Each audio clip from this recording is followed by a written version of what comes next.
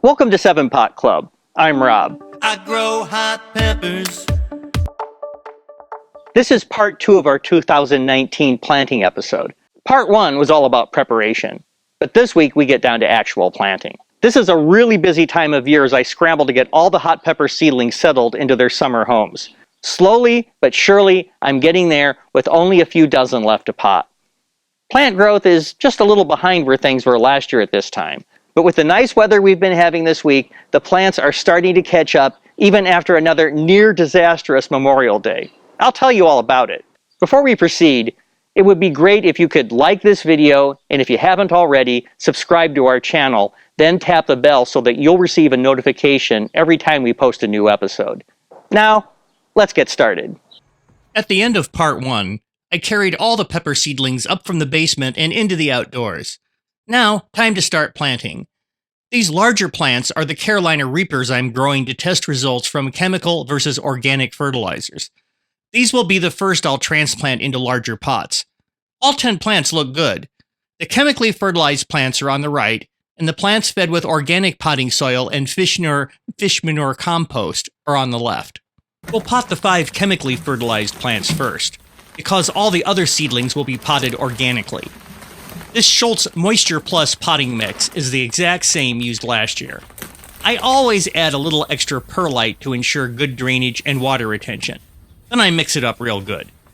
I prepare some Miracle-Gro Quick Start transplant fertilizer, then I'm ready to pot. Let's get some potting mix into the 12-inch pot. Then a tablespoon each of blood meal and Epsom salt.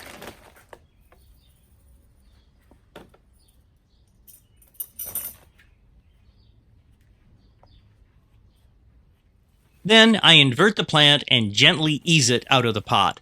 I loosen up the roots which have curled up around the bottom.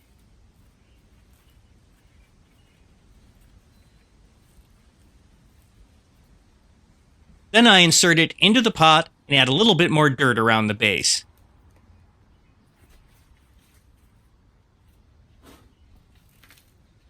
I put in the tag and finish up with a little transplant fertilizer and a squirt of water.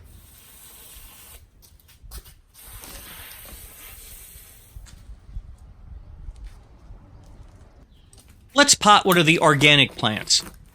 These ProMix potting mix bags are only 1 cubic foot each, so we'll start out with 2 of them. Each bag weighs about 12 pounds. Then we'll add an 8-pound bag of Fishnur organic fish manure compost, generously supplied to me by the company. This should be enough to feed the plants throughout the growing season. Please visit fishnur.com if you want to learn more about this effective and odorless fertilizer. And then I add a little more perlite, of course. I'm donating my body to science, but if I did have a tombstone, I'm sure the inscription would read, "He always added a little more perlite." Then it's time for lots and lots of mixing to distribute everything evenly and break up the clumps. I've had such good luck with Quick Start transplant fertilizer, so I searched and finally found a comparable organic product by Dr. Earth. Time to mix up a batch and try it for the first time. I don't know how well it will work, but it certainly smells potent.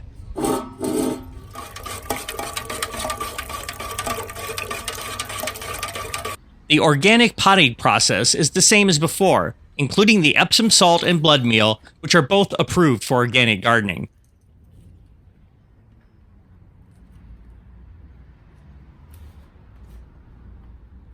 A little Dr. Earth transplant fertilizer, and a squirt of water, and Rob's your uncle.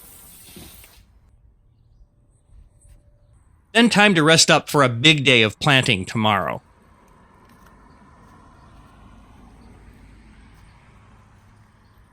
I'm always happy to see Kat and Rob. We started out the day with a trip to the neighborhood farmer's market and a brief visit with one of our favorite farmers. I hadn't seen Carmen since last fall, and it was good to get a hug and some fresh veggies. Finally, time to start making some holes for plants.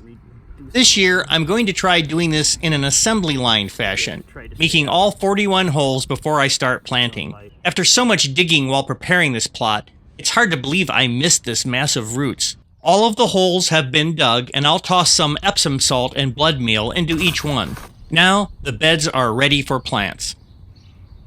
I've selected all the seedlings for these beds, and created this chart so I know where each one will go. Doing all this prep in advance makes the process go pretty quickly.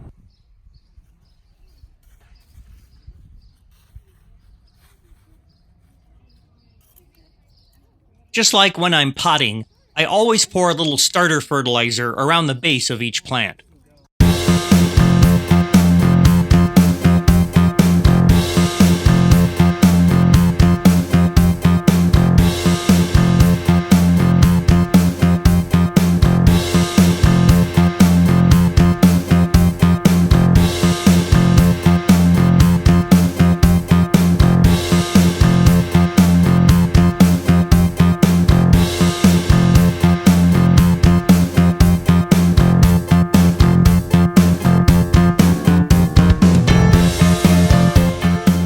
This is in our front yard, so I like to dress things up as much as possible. After all the peppers are in place, I plant portulaca, better known as moss rose, in one bed, and marigolds in the other. I knew it was going to rain the next day, so I watered very lightly. Trouble in the garden. I planted yesterday. There's trouble in the garden. The cold and rain. The cold and rain. Waiting for the sun to shine. Waiting for the sun to shine again. Trouble in the garden. And rain it did, overnight and all day Memorial Day. This I expected, but I hadn't paid close enough attention to the forecast and how cold it was going to get. I think the high was around 50 degrees Fahrenheit. A year ago on Memorial Day, the high was 100 degrees Fahrenheit. Neither extreme is good for young pepper seedlings. I've had plants in the past that were stunted and never fully recovered from a cold snap like this. I really should have waited a couple more days before planting. Nothing seems to be going quite as smoothly as it did last year. The following day, the plants in the beds looked really stressed, and I could only bear to look at them from a distance. Back to potting. This row of ceramic pots will sit on the edge of the bed near our front door, so I selected a variety of plants I thought would look nice there. What do you think? No matter how many pots I fill, it doesn't seem to make much of a dent in the stack of seedlings. I can't devote all of my time to potting, so this is going to take a while to complete, but somehow, it always gets done. There are so many things to do each day. Every year, I partially bury a row of plants in this strip of stones along the side of the beds. It's a nasty job. Our friend Nancy was out biking and stopped by to chat, and we talked briefly about some ideas for some artwork I'd like her to create for an upcoming music video. Finally, the last pot is sunk. All of the heavy ceramic pots have been moved into the front yard, so this cart can be recommissioned as a stand for 8 of the 10 test reaper plants. The carts add a decorative touch, and they're easy to move out of the way when I need to mow the lawn. I've seen curled leaves on some of the plants. My experience tells me this is probably due to a calcium deficiency. I need to address this right away, so I did some research and found this calcium magnesium supplement that is completely organic, without any nitrates.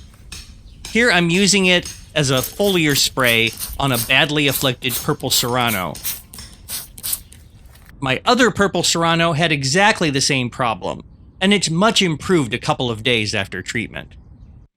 Over a week later, the plants along the north side of the main bed still really haven't recovered from the cold and wet Memorial Day. I'm not giving up on them yet, except for this one poor dragon's breath that has dropped most of its leaves.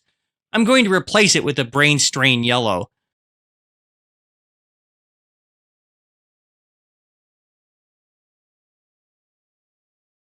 I might replace some of the others, but I'm going to give them a chance first. Do you If you watched last year's planting video, you know I like to use portulaca as a companion plant to dress up some of the pots. I have just enough left over to do the job. My name is Portulaca, and I'd like to be a capsicum companion just for you.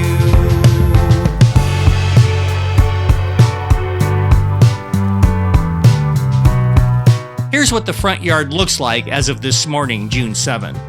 I should complete the potting over the next couple of days. Progress this year may be a little slower than last year, but I'm still hoping for a good crop.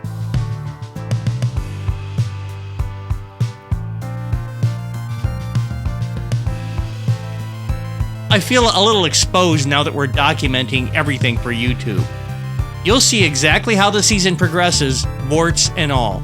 But I love making these videos for you, and I wouldn't have it any other way. If you enjoyed this video, please subscribe to our channel and tap the bell so that you'll receive a notification each time we post a new episode. We now have 7 Pot Club logo t-shirts, hoodies, sweatshirts, and more, all in a variety of colors. So if you're interested, please head over to 7potclub.threadless.com. I've been telling you that new designs are coming soon. And just so you know that I'm not kidding, here's a sneak peek of one of those designs. There's a lot more where that came from, all from our artist friend John Sauer. So I'm hoping you're getting a little excited about that, and I'll be sure to let you know as soon as they're available for purchase. And for even more 7 Pot Club, follow our daily updates on Instagram, Twitter, and Facebook.